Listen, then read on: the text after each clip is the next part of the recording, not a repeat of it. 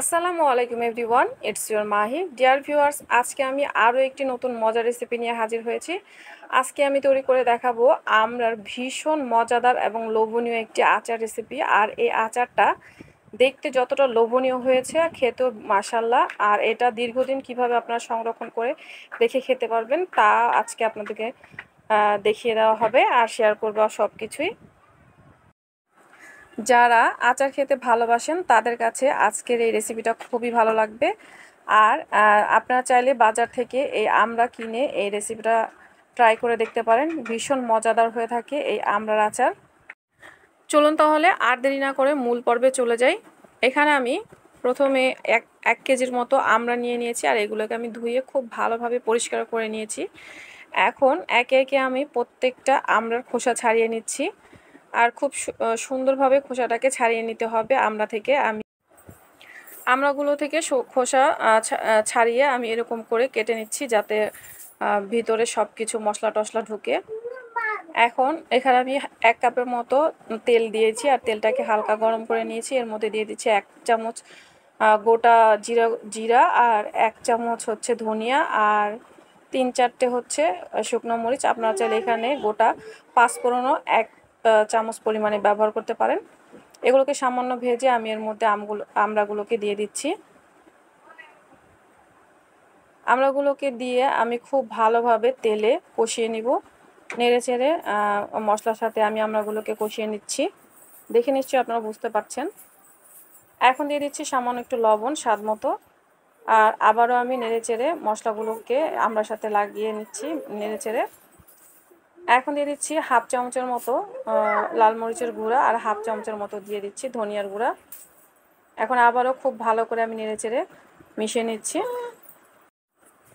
যেহেতু আমি আমড়াগুলোকে সেদ্ধ করিনি, এজন্য একটু পানি দিয়ে আমড়াগুলোকে সেদ্ধ করে নিচ্ছি। আপনারা অবশ্যই যেভাবে আপনাদের ভালো মনে হয় সেভাবে করে নিতে পারেন। আমি সেদ্ধ করে নিইনি।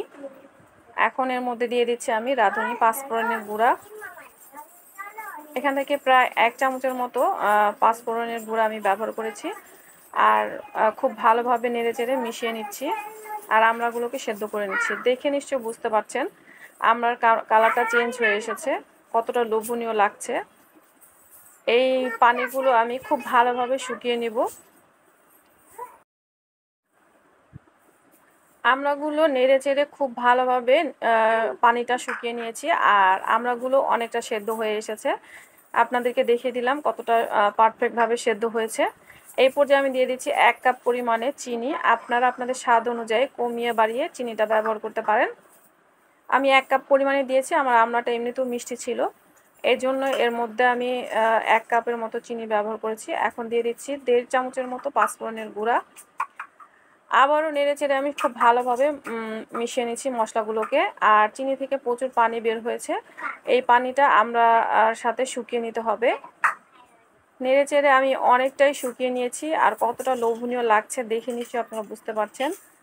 আর কালারটাও কতটা সুন্দর হয়েছে, আর পারফেক্টভাবে তৈরি হয়ে গেছে আমড়ার আচার। আমড়ার আচার এর মধ্যে আমি 1/3 কাপের মতো ভিনেগার অ্যাড করেছিলাম, সেটা আমি দেখাতে ভুলে গিয়েছি, স্কিপ হয়ে গেছে ভিডিওটা। যার কারণে এটা বছর জুড়ে অনেক ভালো থাকবে আচারটা, আপনারা দীর্ঘদিন সংরক্ষণ করে খেতে পারবেন। চিনি, তেল, ভিনেগার সবই প্রিজারভেটিভ কাজ করবে। আমি পরিবেশন করে দেখাচ্ছি কতটা লোভনীয় হয়েছে এই আচার, আর আপনারা দেখে নিশ্চয় বুঝতে পারছেন কতটা সুন্দর আর পারফেক্টভাবে তৈরি হয়ে গেছে এই আমড়ার আচার।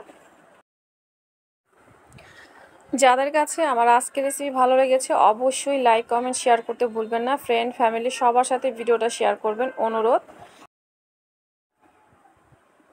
আর যারা আমার ভিডিওটি সম্পূর্ণ দেখেছেন সবাইকে ধন্যবাদ। আল্লাহ আপনাদের সবাইকে ভালো রাখুক, সুস্থ রাখুক, নিরাপদে রাখুক এই কামনা করি আজকের মতো বিদায় নিচ্ছি। আসসালামু আলাইকুম।